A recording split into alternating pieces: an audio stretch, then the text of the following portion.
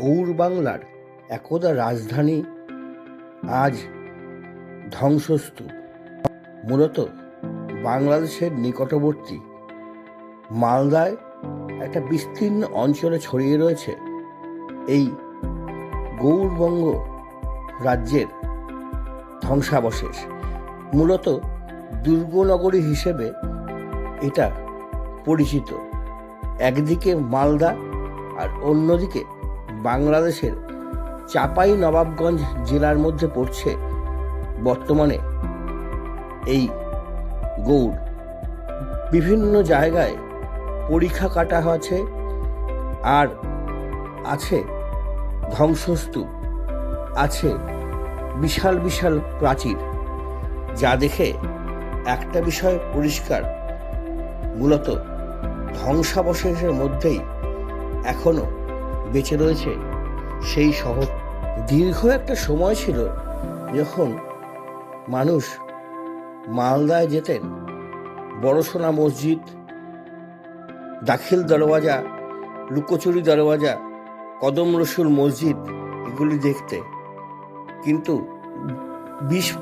প্রায় 15 থেকে 20 বছর আগে দেখা যায় একটা ধ্বংসাবশেষ উদ্ধার হয়েছে, যাকে প্রত্নতত্ত্ববিদরা মনে করছেন গৌড়বঙ্গের টাকশাল হিসেবে পরিচিত। সেখানে এমন কিছু ধ্বংসাবশেষ পাওয়া গেছে যেখানে বিশেষজ্ঞরা মনে করেছেন যে এর মধ্যেই রয়েছে আদপেই ধ্বংসস্তূপের মধ্যে টাকশাল, গৌড়বঙ্গের রাজাদের তৈরি বড় বড় মুদ্রা এইখানেই তৈরি হতো বলে তাদের ধারণা। তবে মাঝপথে কেন এই খনন বন্ধ হয়ে গেল তা নিয়ে কৌতূহল রয়েছে মানুষের মধ্যে। চন্দ্রবাবু, এই রাজবাড়িটা সম্পর্কে কি জানেন?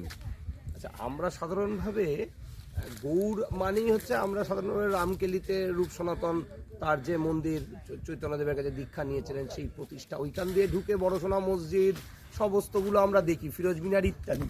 কিন্তু সবটাই কিন্তু গৌড় দুর্গের মানে ধারপাশ বা চারপাশের অংশ, কিন্তু অ্যাকচুয়াল যে প্রাসাদটা সেইটা কোথায় সেটা নিয়ে কিন্তু আমরা কেউই জানতামও না। আমরা শুনেছিলাম সেটা গঙ্গা গর্ভে বিলীন হয়ে গেছে বা ভূমিকম্পে বসে গেছে।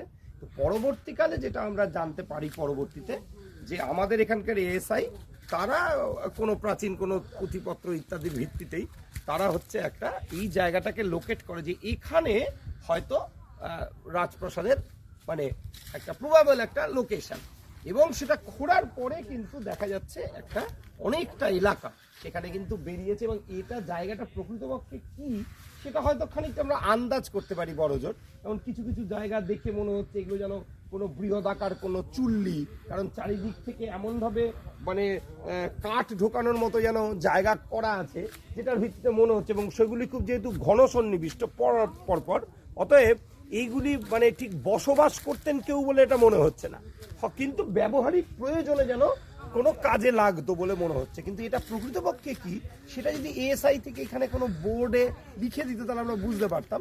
ফলে এখন যেটা হচ্ছে সম্পূর্ণ অনুমান নির্ভর, কিন্তু এটুকু বোঝা যাচ্ছে যে এই গোটা অঞ্চলটা যদি খনন কার্য চালানো যায় বিশাল কোনো ইমারত মাটিতে দেবে আছে, এটা আমরা জানতে পারবো। এখন আমরা জানতে পারিনি, যেটুকু পেয়েছি সেটুকুই একটা বড় প্রাপ্তি, এই আর কি।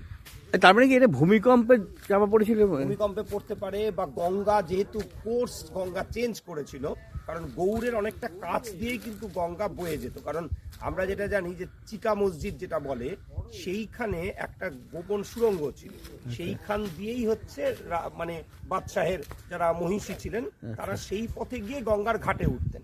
এবং আমি নিজের মনে আছে 24-25 বছর কি ছোটবেলাতে যখন দেখেছি শিকল দেখতে পেয়েছি, মানে নোঙর বাঁধার যে শিকল সেটা কিন্তু দেখেছি। তার মানে নদী কাছেই ছিল। এখন দেখা যাচ্ছে সেখানে ধান ক্ষেত মাইলকে মাইল। ফলে গঙ্গা যদি কোর্স চেঞ্জ করে, সেই কোর্স চেঞ্জ করার জন্য সেই গঙ্গা গর্ভে রাজপ্রাসাদ সহ অনেক কিছুই চলে যেতে পারে। এখন গঙ্গা কোর্স চেঞ্জ করা যেহেতু চলে গেছে বহু দূরে, এখন খনন কার্য করলে সেই হারিয়ে যাওয়া প্রাসাদের কিছু অংশ আমরা পেতে পারি, যদি এএসআই সেই কাজটা করে আর কি। এটাই কবে